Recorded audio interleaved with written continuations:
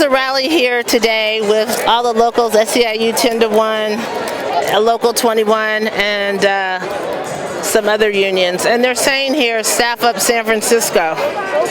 It's odd though, because I keep many of the job announcements that I'm seeing online, they're all permanent exempt.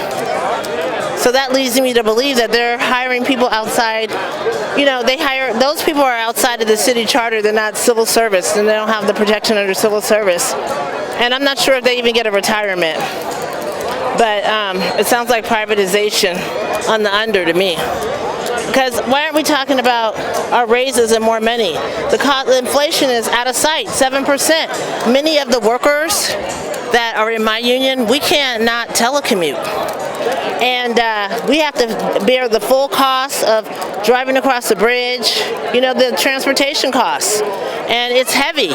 And a lot of these managers and other people of privilege, they get to telecommute and save, and you know, they don't have to bear the cost of all of this.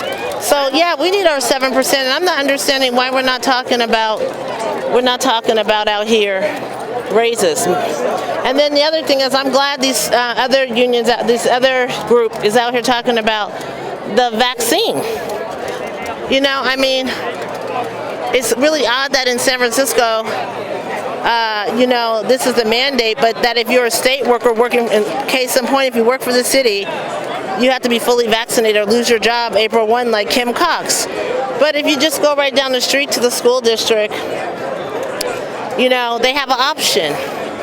And I think given that we're the highest vaccinated city, we should allow people those to have fair accommodations. So. And are they doing testing? No testing here in San Francisco at all that I know of. I work at 230 Golden Gate, Tom Waddell Urban Health Center, and I haven't seen any testing for employees, no. And you're running for president of the Labor Council. What would you do if you were elected as president? Well, the first thing is to build a grassroots education, educate the members about what's going on with the privatization, you know, and what's really at stake. And then how do we put a campaign together to fight the politicians and the developers against the privatization in San Francisco. San Francisco used to be a working class city. No longer. Everybody's being pushed out. You know, they can't build enough housing, the affordable housing, and that means the prices of homes keep going up here and nobody can live here. $1 million condos. $1 million condos. And so we have to take our city back and figure out strategies that work.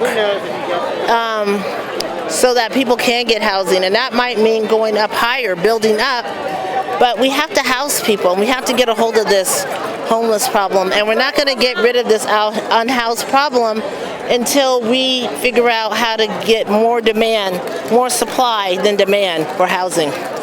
So, but that's privatization too. All those are under privatization. They don't want to build enough housing so they can drive up the cost, you see? And that this is about, because they just want their properties to go up. And this is happening across the nation. You were working in the Potrero neighborhood at the Neighborhood Health Center. What's going on with gentrification there? Well, so they have a Hope SF site up there. And the Hope SF site, once people leave the public housing that's been there, the dilapidated housing since 1930, and they go into the new housing, then what happens is they sign a RAD, and that's private housing. The land has been leased to the developer, and they built a building. And what's going on up there is the same thing, privatization. You see people are losing housing. I think I heard something from Matt Haney today or yesterday saying that a lot of the unhoused population were formerly public housing residents. And so that tells you, I mean, they can't stay here anymore with this. They're forcing them out with this privatization. And the racism, is that systemic racism in Hunters Point and Treasure Island, the condos on that, development on the radiation nuclear dump? You had clients that were coming in that were sick? So that's been the case now, since the workers came to the Bayview Hunters Point shipyard 20 years later or so. They started getting sick, And it's been ongoing. All you have to do is look at the health data. More cancer, more asthma, and this stuff has gotten into people. It got into people's DNA, so it's actually even in their descendants now. That's what we see, and I see many people coming in sick, and then they can't get access to care. That's another thing. It's getting hard to get access to medical care.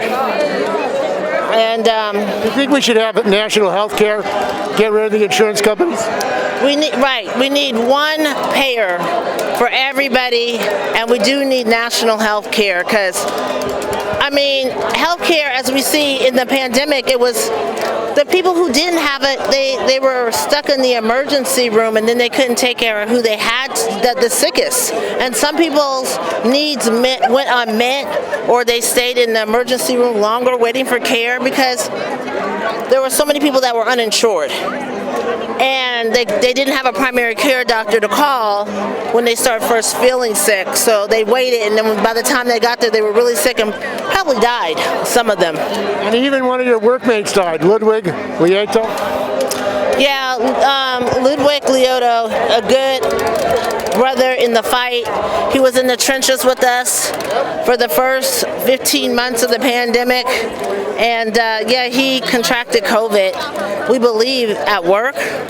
And he passed away 19 days later. And he's another one that didn't get an accommodation. He should have been at home. And he wasn't at home, telecommuting. He didn't have that privilege because of systemic racism, I believe. There was no other reason. And these are the issues you're going to bring up in the Labor Council? Yes, these and more. But like I said, we have to put together a campaign to educate our members about all this privatization because it's going to ruin our city.